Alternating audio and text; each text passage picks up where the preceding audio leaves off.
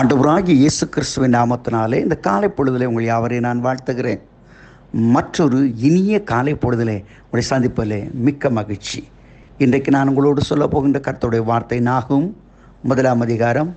1 வசனத்தை முன்வைக்கிறேன். நாகும் 1:13 வேதவசனம் சொல்கிறது, இப்பொழுதும் நான் உன்மேல் இருக்கிற அவன் நுகத்தை முறித்து உன் கட்டுகளை அறுப்பேன். இப்பொழுதும் உன்மேல் இருக்கிற அவன் நுகத்தை முறித்து உன் கட்டுகளை அறுப்பேன். என் அன்புக்குரிய தேவனுடைய ஜனங்களே, ஆண்டவர் நம்மை விடுவிக்கிற தேவனாக இருக்கிறார்.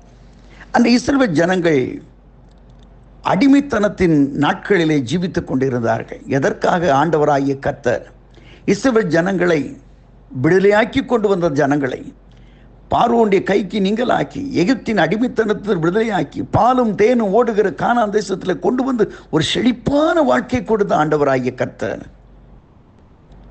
இந்த ஜனங்களை மறுபடியும் ஒரு அடிமைத்தனத்திற்கு கொண்டு போகிறார் என்றால் அது அவர் அல்ல. அதற்கு காரணம் அவர்கள் அல்ல, ஆண்டவராகிய கர்த்தர் அல்ல. தேவ ஜனங்கள் தங்களை நடத்தி கொண்டு வந்த தேவனை அறியாமல், அவர் செய்த நன்மைகளை அறியாமல், வீணான முறுமுறுப்பு, சண்டை சச்சரவுகள், பாவத்தின் அகோரங்களை செய்து தேவ கோபாக்கரைக்கு உட்பட்டவர்களாக மறுபடியும் தங்கள் மீறுதலினாலும் பாவத்தினாலும் அடிமைகளாக்கப்படுகிறார்கள். வேதனையோடு வாழுகிறார்கள், கண்ணீரிலே வாழுகிறார்கள், துயரத்திலே வாழுகிறார்கள். அவருடைய கண்ணீர்களுக்கும் அவருடைய வேதனைகளுக்கும் அவருடைய சஞ்சலங்களுக்கும் அளவே இல்லை அருமையானவர்களே.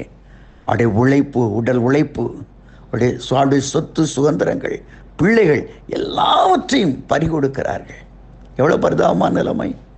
ஒரு தேசத்திற்கு அடிமையாய் கொண்டு போகப்படும் பொழுது பிரிக்கப்படுகிறார்கள்.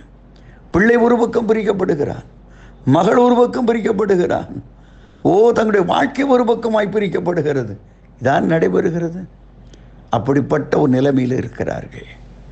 இனி தப்பித்து பிழைப்போம் என்ற நம்பிக்கையற்றவர்களாக இருக்கிறார்கள். எனக்கு அருமையான தேவனுடைய பிள்ளைகளே, அவைகளே அவருடைய இஷ்டப்படி அவர் வாழ முடியாது. மற்றவர்கள் என்ன சொல்லுகிறார்களோ அப்படித்தான் வாழ முடியும். சங்கீதம் 137 வாசித்து பாருங்கள்.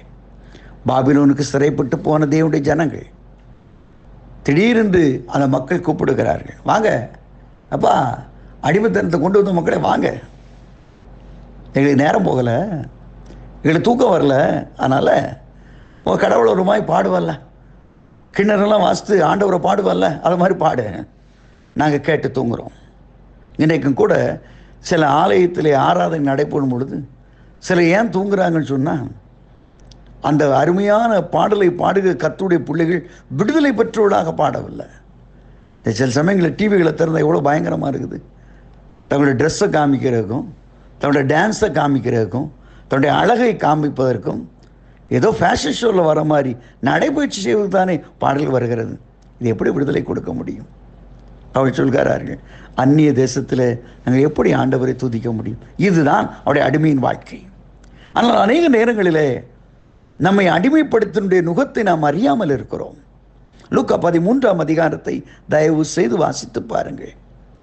ரெகுலராக ஆலயத்துக்கு போகிற ஒரு அம்மா, ஆனால் 18 ஆண்டுகளாக ஆபிரகாமின் குமாரத்தியாகி அவளை சற்றேன்னு நிமிர முடியாதபடி கூனியாக கட்டி வைத்திருந்தது சத்தான். இன்றைக்கு நான் சொல்லுகிறேன், வாழ்க்கையில் உனக்கு வர வேண்டிய ஆசீர்வாதங்கள், வரவேண்டிய நன்மைகள், வரவேண்டிய விடுதலைகள் ஏன் வரவில்லை என்றால், ஏன் தாமதிக்கிறதுன்னு சொன்னால் அது கர்த்தரால் அல்ல. உன் தோள் மேலே இன்னொரு நுகம் இருக்கிறது. உன்னை அடிமைப்படுத்திருக்கிற சாத்தானானவன் நீ நிமிர முடியாதபடி, வெளியே வர முடியாதபடி உன்னை வேதனைப்படுத்துகிறான். இன்றைக்கு ஆண்டவர் சொல்லுகிறார், அவன் நுகத்துகளை நான் முறிப்பேன், உன் கட்டுகளை நான் அறுப்பேன், உனக்கு விடுதலை உண்டு, உன் வேதனையிலிருந்து உனக்கு விடுதலை உண்டு என்று சொல்லுகிறார். நீ அவரிடத்தில் திரும்பு. ஆண்டவராகிய கர்த்தர் உன்னை விடுதலையாக்க வல்லமை உள்ளவர். குமாரன் விடுதலையாக்கினால் மெய்யாகவே விடுதலையாவீர்கள். கர்த்தரே ஆவியானவர், கர்த்தருடைய ஆவியானவர் எங்கே உண்டோ அங்கே விடுதலை உண்டு. இன்றைக்கு இயேசுவின் நாமத்தினாலே உனக்கு விடுதலை உண்டு. எந்த பாரத்தோடு, எந்த வேதனையோடு, கண்ணீரோடு வாழுகிறாயோ இந்த ஆண்டவரிடத்திலே வா. ஆண்டவராகிய கர்த்தர் உன் கண்ணீரையெல்லாம் துடைத்து உன் வாழ்க்கை களிப்புள்ள ஒரு வாழ்க்கையாக, மனமகிழ்ச்சியின் வாழ்க்கையாக மாற்றுவார். Have a nice day. God bless you.